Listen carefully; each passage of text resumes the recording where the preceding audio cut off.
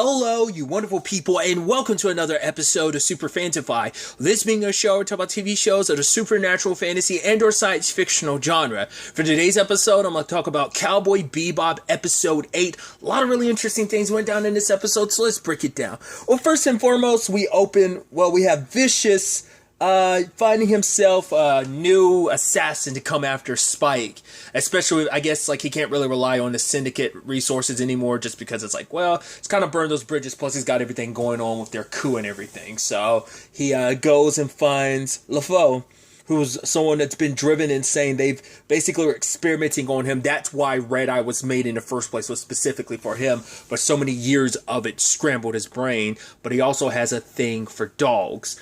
Now, I guess the experiment, it's not 100% clear like what it was like, but it connects to what he was able to do with Ein. Because it looked like, I was like, wasn't Ein one of the dogs there at one point in time? But maybe it's just like he's able to connect with any dog. Like any dog could kind of, like he can like, I don't know. Like maybe Ein is one of those special cases of like he is one of those dogs. Or it's just that, because those are probably some of the, I mean, that might be technology that the rich people set up when it came to their dogs, and maybe he's able to just access that. But whatever the case may be, he has a fear of dogs because it's a trigger for what was done to him. Because essentially, it's like they were, I guess, trying to implant his memories inside of a dog. He was a test subject in that regard, and the Red Eye was to kind of, I guess, keep him stabilized and not like keep him alive, and whatever the case may be, you get bits and pieces throughout the episode of what it was, but dogs, as well as doctors in general, don't sit well with him.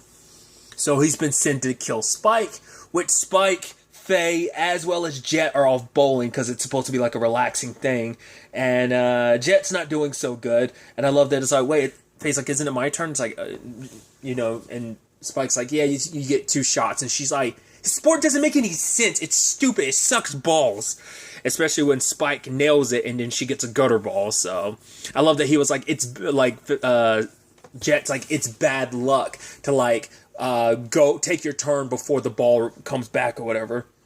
And they surprise her. It's her official birthday. She's like, it's not, you don't even know what my birthday is. And that's why we've decided to make this your birthday. And she's like, please don't sing. And they're like, of course, we're not going to have, and they went into it and she's like, and blows out the candle. So it's like, typical.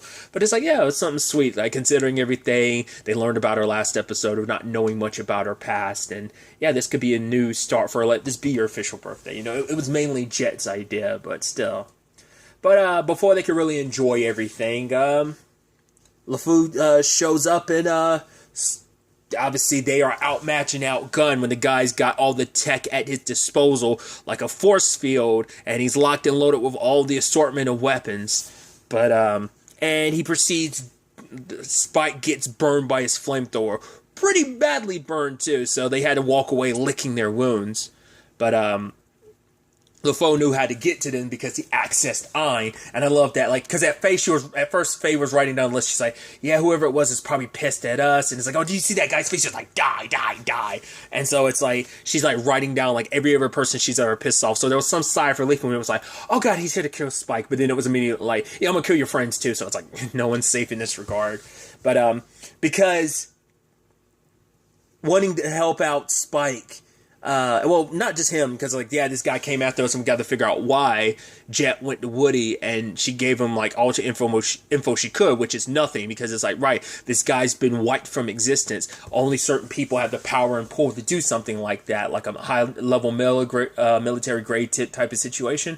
Or the syndicate, which is like, why would you get their ire? You know, maybe this has something not to do with you, because she knows, she's like, I know you don't walk in that type of circle. You're a good guy. And it's like, so what about your partner? It's like, yeah, I don't know much about his past, but like his audition was him saving my life, and he's pulled my bacon out of the fire more times than I count, so I don't distrust him. But for her, it's like, she did some digging of her own. It's like, oh, he's only like a little less conspicuous than our Phantom here.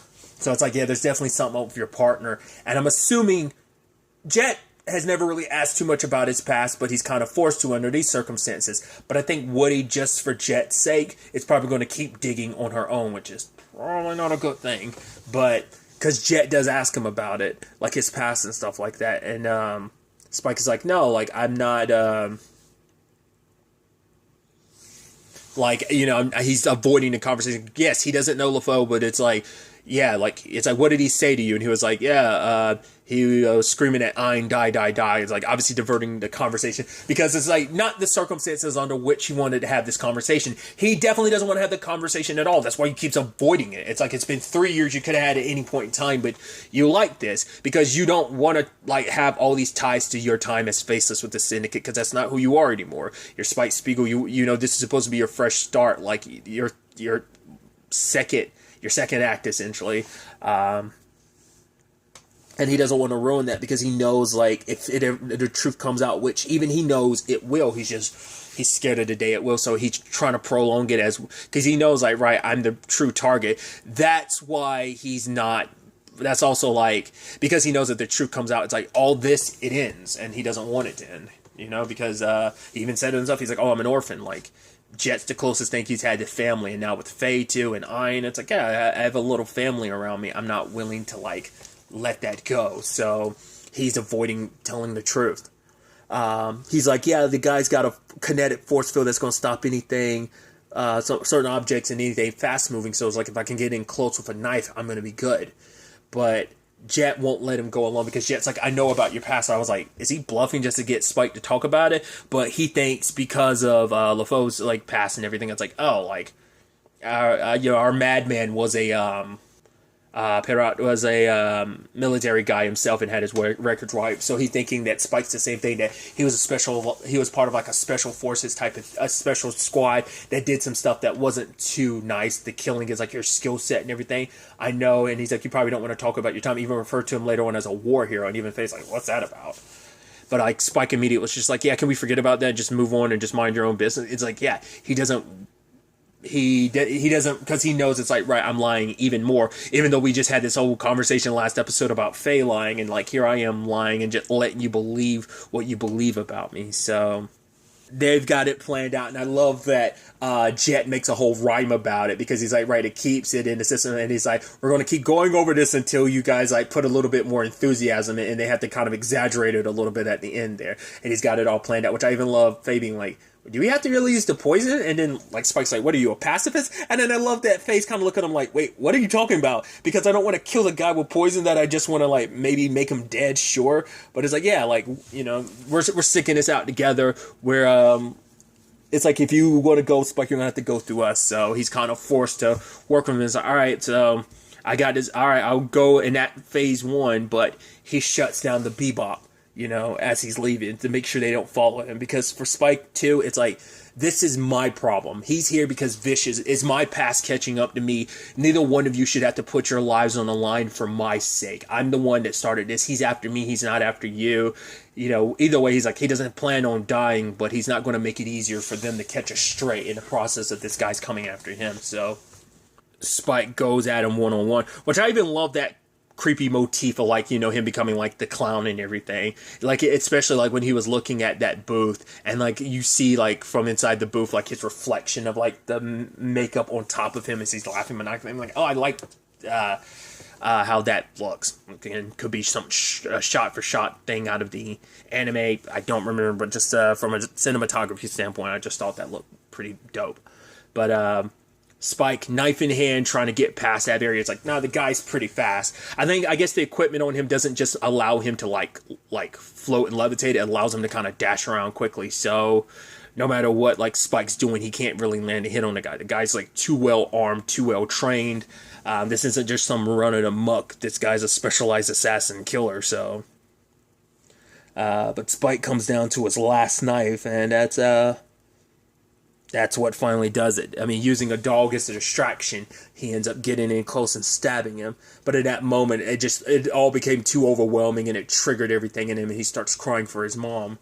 Like, Spike didn't even kill him, just, like, set his thing to levitation, and he was just in, like, I guess almost like an erratic state that he wasn't thinking, so he just, I guess, kept lifting higher and higher until he hits the atmosphere and just dies of being deprived of oxygen, I guess, is how that operates. I don't know. Like, the only thing that failed was, like, his belt that had all the explosive on it. So that went up in flames. So what happened to Piotr at the end of this? Because I keep wanting to say, like, pure. It's like pure. I'm trying to remember how they only say his name like once in the episode. I want to say it's just like LeFou, but it's like Mad Pirot. I'm sure I'm butchering it, so that's why I just kept referring to him as LeFou. Me and names are terrible. No, they're not going to be too happy when they meet up with Spike, though, knowing like, oh, you set this all up, and you screwed us out of this. Like, we could have helped you. You could have ended up dead. So they're probably not going to be too happy with Spike when they reunite with him. But other than that, we have our flip side of things with the Syndicate as they're putting their plan into action to kind of deal with all of this. And obviously, Vicious isn't the trusting type because he doesn't even trust Santiago. It's like, yeah, you're not going to need your people. Let's take my ship just because I want to take the chance you might screw me over. Like, you know, you're the... he's like, oh, you're a paranoid parakeet. And he's like, aren't you? And it's like, all right, fine. And so he's like telling Julia, it's like, when this is all over, things will be different. She's like, and it'll be for the better. I love you and everything. I was like, yep. But when the time came... I was like, oh no, things didn't work out. I pretty much figured they would. Oh, I'm color me so surprised that things didn't work out. Turned into a very bloody mess. But the moment the guy, Vicious was screaming, I was like, are you going to like MacGyver your way at this? Because I thought like the blade was going to come down. He's going to duck back, let the chains get cut. But it's like, oh no. And like the moment he's like freaking out like that and he's looking towards, Santiago, I was like, oh, it's actually Santiago Face Changer. And it's like, yep. And it's like, oh, Mal, did you really think I would trust you with my life? It's like, you shouldn't have got Julia to sing. So I'm like, that's what pissed him off. Like, he knew I couldn't trust you. But also, it's like, the fact is, I would have been a lot more trusting for you if you hadn't forced Julia to sing. So I'm like, I love he got so caught up on that. Like, you are a weird, like, once again, it's just like, he's very possessive. Like, no, your voice, you're singing, it's mine and mine alone. And it, like, I don't want, because it ties to the past and probably stuff, once again, stuff to like Spike that he doesn't want associated. So that's why he didn't want her to sing. Like I said, she's his caged bird and everything. But he slices through everyone. Doesn't get away, like, unhurt. But despite the stabs, the slashes, he perseveres and systematically takes everyone down. And lo and behold, the last of the elders is, oh, Caliban. And it's freaking John Noble. I was like, right. Because I saw his name at the end of one episode. And I was like, who the hell was John? Where was John Noble? I didn't see him anywhere. I didn't realize he was playing Caliban. Didn't even realize that was his dad. It's like, oh, cool. It's like, yeah, Mom always wanted us to be so close. If only she could see us now, having this heart to heart. You know, it's like, you know, you always, calling me boy, it was always supposed to be some light side name of endearment, but it's like, yeah, I much would have preferred son. So, Vicious has always been a disappointment, you know?